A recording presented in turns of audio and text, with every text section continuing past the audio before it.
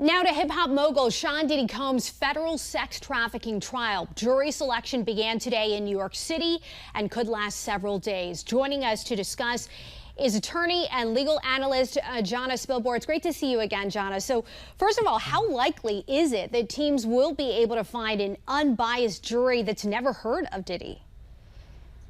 Yeah, it's going to be tough. Although I'll tell you, the last person you want on the jury is someone who's never heard of him, right? Because if they haven't heard of P. Diddy, what rock have they been living under? But what you do want is to find people who don't have a preconceived bias against these very salacious issues.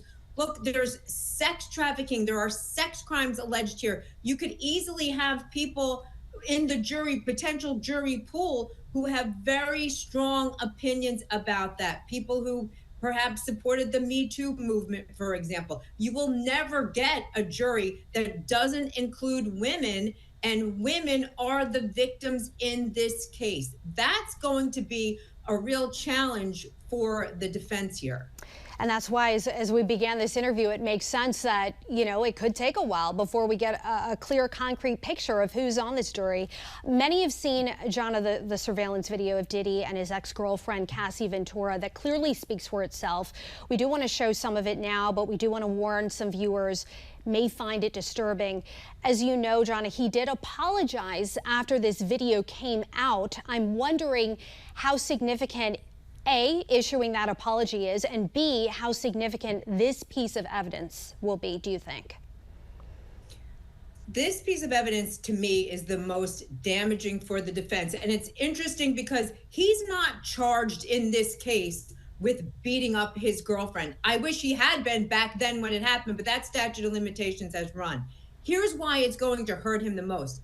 Diddy's defense is basically that all of these freak-offs, all of these things, the allegations against him, were done consensually. But when you look at this video with Cassie Ventura trying to get away from this man and him running out in a towel and beating her up in a public hotel hallway, there's nothing consensual about that. So that flies right in the face of his entire defense, even though that video just shows one snippet of what he's been charged with. As you mentioned, I believe obviously the defense will try to go after this as from a consent standpoint, but how challenging is it going to be for prosecutors to prove that Diddy was running a racketeering enterprise?